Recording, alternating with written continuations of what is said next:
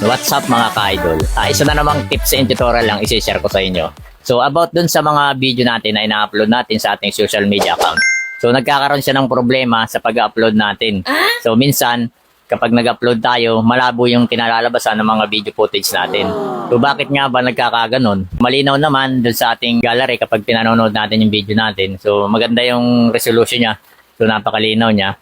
And then kapag in-upload na natin sa social media account natin, bigla siyang nagbablurred at parang hindi tayo satisfied sa video quality niya. So nagawa naman nating edit ng maganda sa mga application natin like CapCut. Ginagawa nating high resolution yung mga video natin bago natin save.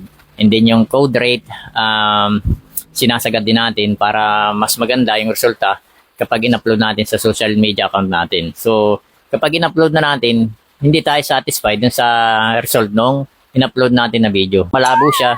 And then kapag tinitigan natin siya, may konting blurred siya. So nababawasan yung resolution ng video natin. So meron akong napanood na isang tutorial sa YouTube. So shoutout sa iyo Sir Jcat Moto. So napanood ko yung tutorial niya about dito sa tamang pag-upload ng mga video natin dito sa social media natin. Itong tutorial na to is isi-share ko sa inyo para magkaroon din ng idea yung iba nating followers and subscribers. So kung ready ka na sa tutorial na ito, let's go, umpisa na natin to. Before tayo mag-start guys, make sure na yung ating Google account o email account natin is naka-login na tayo sa Chrome natin. So ang gagamitin nating application is yung Chrome. So yan yung way para makapag-upload tayo ng quality video dito sa ating mga social media account. So kapag nakapag-login na tayo sa ating Chrome, so i-click natin yung Chrome natin. So and then dapat naka-ready na rin yung mga video natin na i-upload natin. So click natin yung Chrome natin. Ayan. So, make sure guys na naka-desktop site tayo. So, click natin yung 3 dot dyan. Ayan. So, dapat naka-desktop site tayo. Yan yung settings na yung ating phone is magiging parang laptop or computer yung naka-view dyan. So, i-click natin yan. Yung desktop site. Lagyan lang natin ng check. Ayan guys. So, lumiit na siya. Naging parang laptop na siya. So, ayun. Nakalagin na tayo. So, ito yung makikita natin kapag nakalagin tayo. Nandun yung ating account or email account dito, Google account sa gilid, sa parting kanan. Ito siya, oh. I-click natin siya. Ayan, oh. Pag click natin, lalabas yung ating Google account. Ayan. So, X na natin siya. Ayan, ganyan magiging tsura niya. So, start na tayo mag-upload ng video natin sa Facebook muna tayo. So, and then pagkatapos natin sa Facebook, so, i-demo ko rin yung pag-upload sa YouTube natin.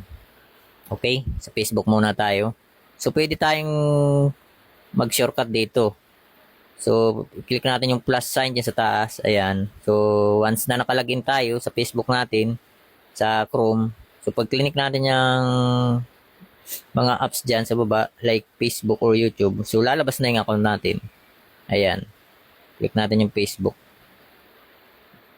Ayan. Since nakalagin na tayo dyan, yan ang lalabas. Account natin sa Facebook ang lalabas na yan. Kung hindi naman kayo nakalagin, sa Chrome dun sa inyong Facebook account, lalabas diyan is login to Chrome. So maglalagin lang kayo, ganyan na yung lalabas. So umpisa na natin siyang i-upload yung ating video na gusto natin. So pwede tayong mag-upload ng Reels or long form.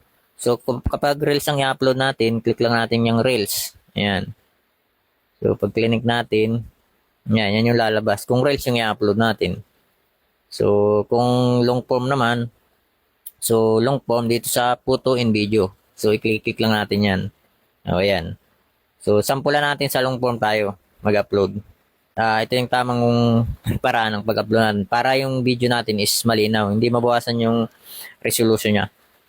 Kung ano yung resolution na in-edit natin sa mga application natin like CapCut, yun na din yung lalabas kapag in-upload natin. So, malinaw yung kinalalabasan niya. So, hanapin natin yung i-upload nating video. Sample lang to guys ha. Ayan, click natin yan, and then done. Yan yung magiging itsura niya. So, pwede na natin siyang lagyan ng title. Ayan. So, laglagay tayo ng title. So, lalagay kong title is Quezon Province. Quezon Province. Ayan. So, back natin ng isa din sa baba. Ayan, dyan sa baba. So, ganyan na yung magiging itsura niya. Ayan. So, pwede nating palakihin, paliitin. Isang natin dalawang daliri dyan sa mismong screen ng cellphone natin. Ganyan, no? So, lalaki siya, liliit. Kapag hindi natin makita yung mga sulat, pwede natin palakihin. So, ibalik na natin doon sa normal size niya. So, and then, click natin yung next. Ayan. Oh. So, and then, click natin yung post. So, magpo-post na siya. So, hindi ko na siya ipopost kasi sample lang naman to. So, yun. Ganun sa long form natin ng pag-upload. So, ganun lang. So, back na tayo. Pag once na i-click ko yan is magpo-post na yan eh. So, back na tayo. So, back tayo. Sample naman natin yung Reels video natin. Ayan, kung Reels video ang i-upload natin. So, click lang natin yung Reels. Ayan. Take note lang guys, sa Reels video natin is 90 seconds lang yung limit niya. So, add video. Ayan. So, hanap tayo ng i-upload natin. Ayan. Ayan. Ito yung sample natin. So, dito sa baba, scroll natin patas yung ating screen. Lalabas yung next. Click natin yung next. And then, yan. Pwede nating i-zoom in yan. And then, maglagay tayo ng title. So, maglalagay tayo ng title ng ating Reels video. Ayan. So, for entertainment purpose only. And then, yan. Pwede nating palakihin, paliitin. Ayan. So, click natin yung preview dun sa taas para lumabas yung publish. So, lalabas yung publish dun sa baba. So, kapag click natin yung publish, so, automatic upload na yung ating Reels video. So, medyo mahina lang yung ating signal kaya hindi lumalabas yung publish. So, once na malakas yung signal natin, so, mag-view na yung publish dun sa baba. So, pwede nating upload yung Reels video natin. Punta na tayo sa pag-upload sa YouTube channel natin. So, punta natin muna sa ating menu. Ayan. So, i-click na uli natin yung Chrome. I-click naman natin yung YouTube.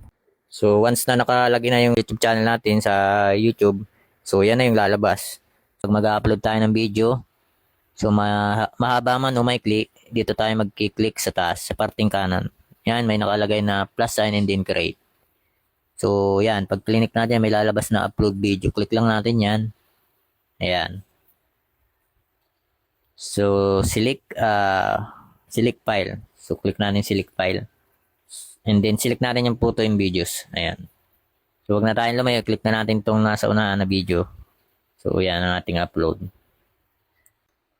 Ayan, ito yung lalabas guys. So, mag-back tayo ng isa. Ayan. So, pwede na tayong gumawa ng title ng ating video. So, click lang natin dyan sa may unahan. So, then back natin. Sagad natin nang wala yung nakasulat dyan sa box.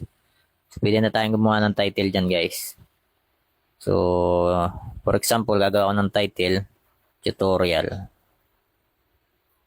Tutorial, how to upload. So, yan lang muna. And then, back natin ang isa.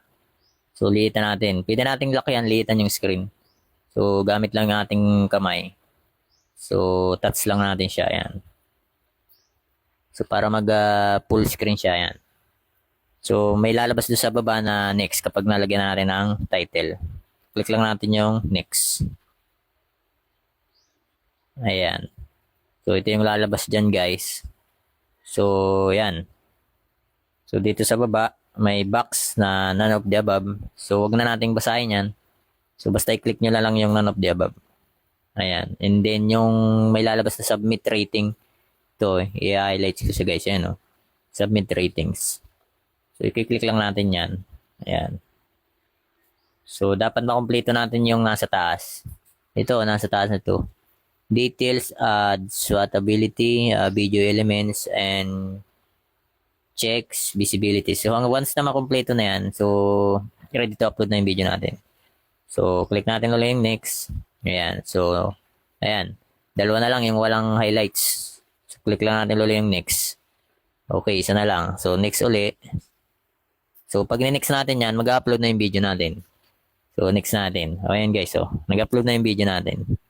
So, upload success. Yun. Ganun lang guys sa YouTube channel natin. Pag-upload ng video natin sa YouTube channel natin. Gamit yung Chrome natin.